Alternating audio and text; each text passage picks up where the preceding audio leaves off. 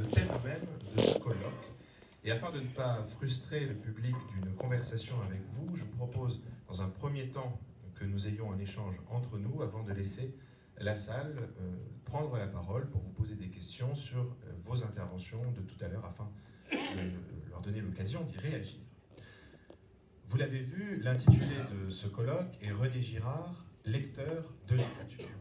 Et la question que je voudrais vous poser, qui me taraude depuis ce matin, je vais la poser à l'ensemble de vous trois. On m'entend pas ? Elle concerne la manière qu'avait René Girard de lire les Écritures. Je voudrais vous demander quel type de lecteur il était, quel type de lecteur en général et des Écritures en particulier. Puisque René Girard, en tant que penseur assumément chrétien et catholique, s'inscrit dans une tradition, la tradition judéo-chrétienne, qui est celle du livre. Et d'autre part, en tant que professeur de littérature, il est, si je puis dire, un lecteur professionnel qui applique ce fameux exercice bien connu de l'explication de texte. Or, vous connaissez cette distinction que faisait Dilthey entre l'explication et la compréhension. Et autant l'explication s'applique aux sciences exactes, notamment à la physique, et elle permet de subsumer des phénomènes sous des lois générales, autant la compréhension, elle, s'applique plutôt aux sciences de l'esprit, à la philosophie, à la religion, à l'anthropologie, et elle permet de rendre compte de phénomènes beaucoup plus singuliers, ce qui nous semble peut-être être davantage la nature même des Écritures. Donc cette question que je voudrais vous poser est de savoir si l'explication de texte que faisait René Girard s'applique au domaine des Écritures, et pour le dire d'une manière qui est peut-être un peu provocatrice et un peu forte, sur laquelle je voudrais vous faire réagir, vous demandez si, dans ses travaux sur l'Écriture, ce qu'il écrit relève de l'explication, c'est-à-dire de la tentative rationnelle de rendre compte, du commentaire, avec ce qu'il a de plus libre, de plus original, du commentaire philosophique notamment, ou de l'exégèse plus religieuse, qui a pour objet de donner une interprétation qui rend clair l'obscur. Pour le dire autrement, on s'est demandé ce matin si René Girard était un prophète, ne serait-il pas aussi un père de l'Église? Je me tourne d'abord vers vous, Benoît Chantre, pour vous demander quel type de lecteur était selon vous René Girard, de l'écriture en particulier.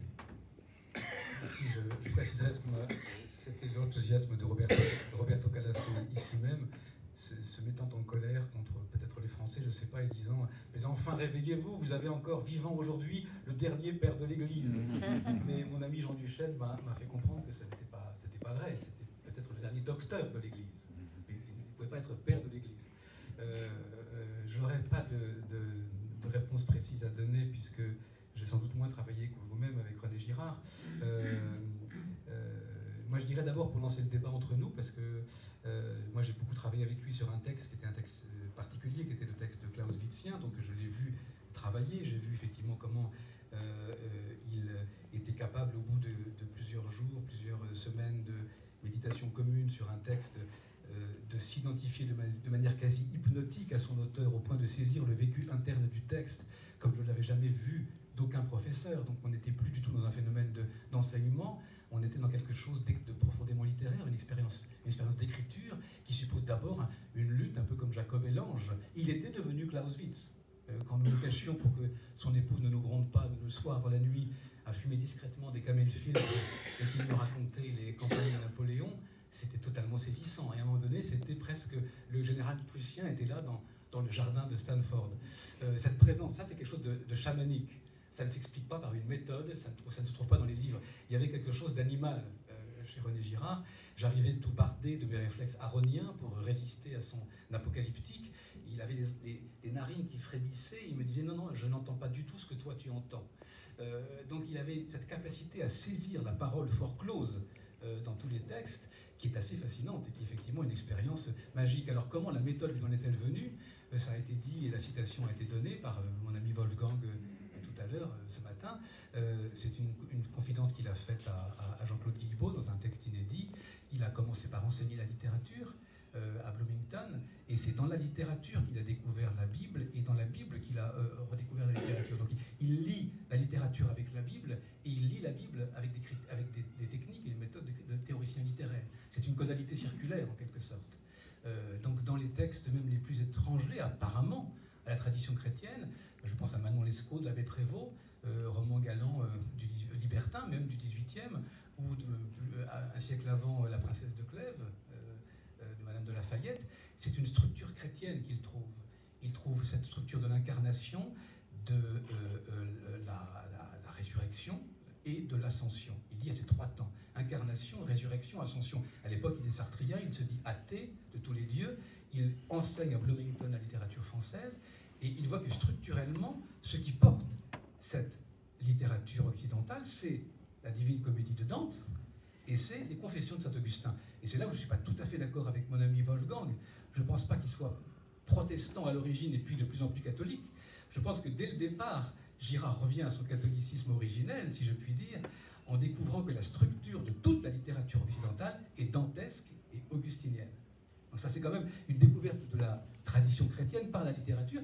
Et après, il va effectivement y avoir la lecture de plus en plus fréquente des évangiles et de la Bible. Alors là, c'est compliqué, puisque sur ce type de texte, comme celui qu'on a travaillé ensemble, ça n'était pas une référence majeure. Ce que j'ai pu constater, c'est qu'il connaissait absolument par cœur les évangiles. Donc quand on travaillait sur une Bible, les références, il les avait absolument en tête, comme c'était un être hypermnésique sans doute, il avait une mémoire exceptionnelle, il n'avait pas besoin de recourir au texte évangélique. Par contre, ce texte évangélique qu'il connaissait par cœur, ainsi qu'un certain nombre d'épîtres, lui servait de décodeur pour rentrer après dans les textes littéraires, ou dans les textes politiques, ou dans les textes militaires.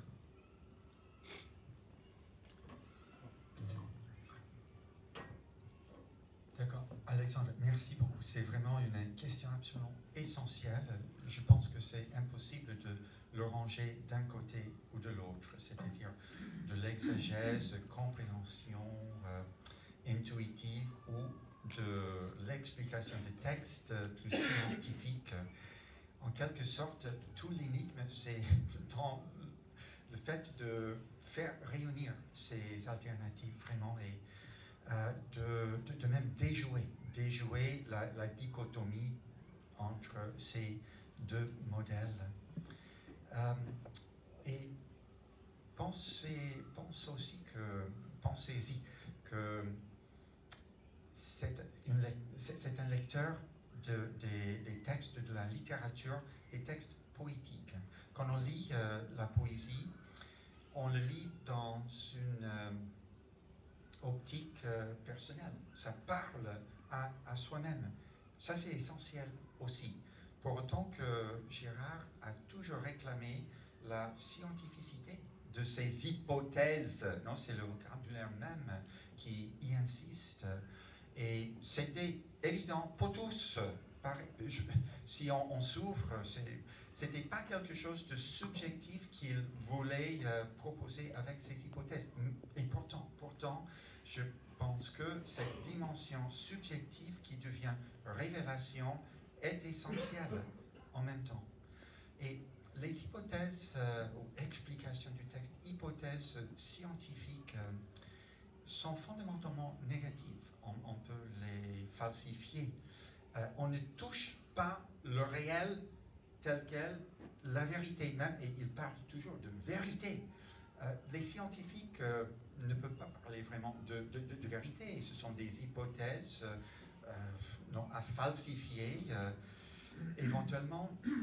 Mais Girard avait plutôt cette vision, cette espèce de vision. C'est vraiment curieux comment il emploie un vocabulaire et il insiste sur un modèle épistémologique qui est un peu le contraire de la démarche intérieure et concrète qu'il est en train de réaliser dans son enseignement comme dans ses textes aussi. Et bon, pour moi, l'énigme reste vraiment là et comment il a pu jouer entre les deux. Prenons par exemple le terme même de violence. Est-ce qu'on peut définitivement rejeter la violence? Oui, c'est ça l'enjeu, mais on parle par exemple, Walter Benjamin parle de la violence non violente de Dieu. Il y a aussi, je pense, une espèce de violence, Benoît a évoqué Dante, qui est ma propre spécialisation. Il y a le moment où Sémélé est évoqué par Dante dans son ascension au paradis, à la vision de Dieu. Mais il ne peut pas regarder directement parce que s'il regardait la beauté éblouissante de Béatrice, en ce moment-là, de Beatrice, il serait comme Semele foudroyé. La violence, c'est une image violente, il y en a d'autres comme Ganymède, c'est un peu le même cadre de figure où la violence fait partie de cette expérience de kénose, de se dépouiller de soi-même. C'est par une certaine force reconnue comme violente, mais de la part de Dieu, j'apprécie énormément le contraste entre le mythe de Semele et l'incarnation, l'annonciation, oui, irénique et tout, mais il y a quelque chose de choquant pour la Vierge, là aussi. Il y a un moment un peu violent. Voilà, elle accepte. Mais c'est pour dire que on ne peut pas définitivement, je pense, faire des oppositions. Même la violence, c'est un mot. Tout mot a ses limites. Mais je pense que Girard, il saisissait quelque chose au-delà des mots, même en deçà des mots. Il disait le réel. Et un peu toutes les histoires ont une tendance à devenir des mythes. Non? Parole, mutos. On doit toujours regarder au-delà de langage. Voilà, je me reconnais. Je crois que je parle de Girard d'une façon un peu analogique.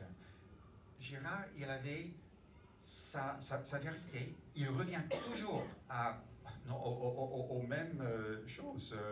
Le mécanisme victimaire, c'est toujours ça. Vous avez dit qu'il savait déjà, avant d'ouvrir la Bible, ce qu'il cherchait, et puis c'est révélé. Et c'est frappant, les lectures qu'il fait de la Bible, combien ils sont illuminants. Ils éclairent réellement ce qui est dans la Bible. Mais je dirais que tout discours, et ce n'est pas Girard qui parle, c'est ma propre façon de penser.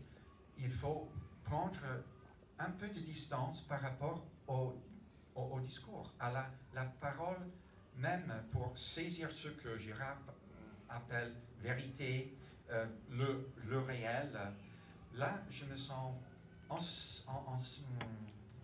une certaine harmonie avec lui, même si il n'a pas utilisé le langage mystique. Non, il voulait être plutôt scientifique, pour autant que je le connais. Je l'ai connu sur le profil professorial. J'ai évoqué aussi les moments après la messe.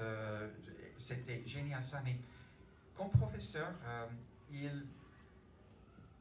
on a parlé de cet homme humble, c'est vrai, mais il était polémique.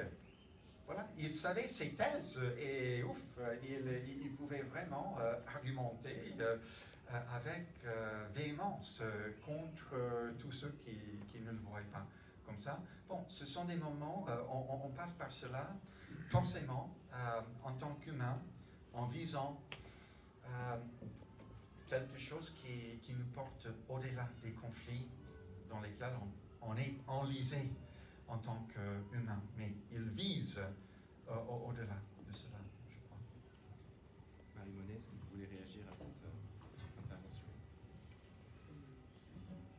Ça marche? Oui, ça marche. Non, pour revenir juste à Girard, quelle méthode de lecture, enfin, quelle approche, moi j'ai pas perçu dans son œuvre qu'il se référait à une école, à une méthode d'exégèse précise. Il y en a, la méthode historico-critique, la méthode structurale. Aujourd'hui, on parlera beaucoup plus de la narratologie.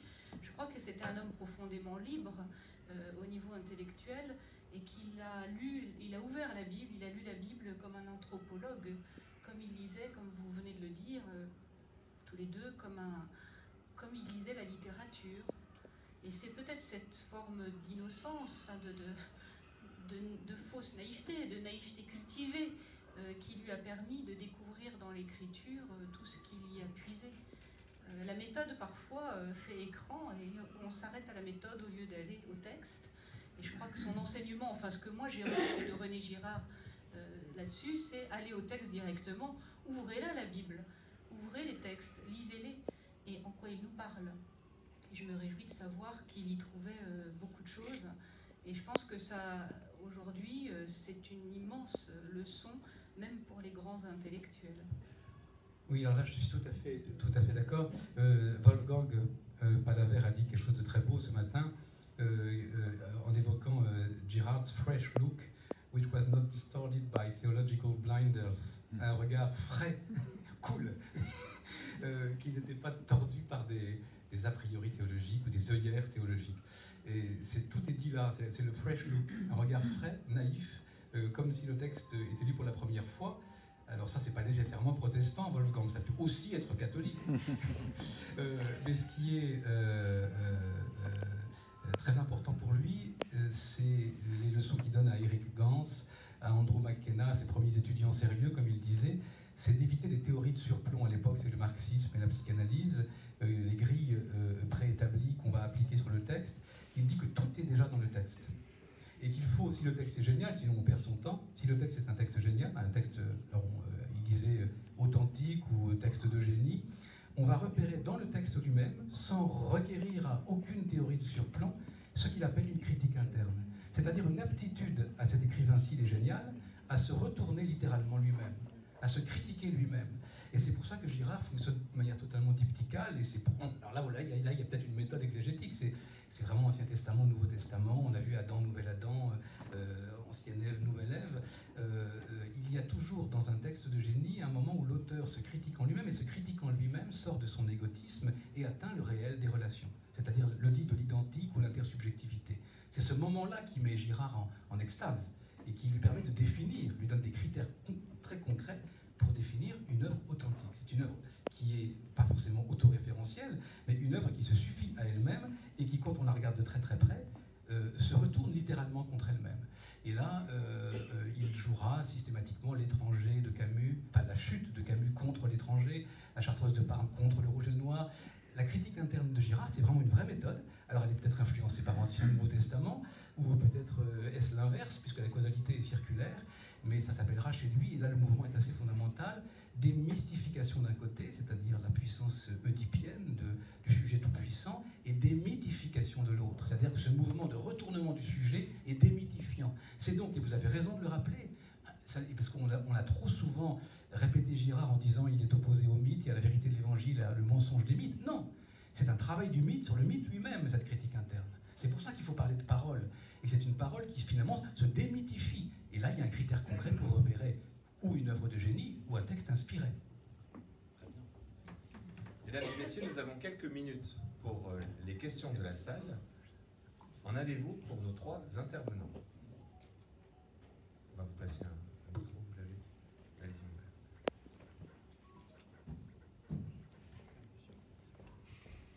Oui, bien sûr.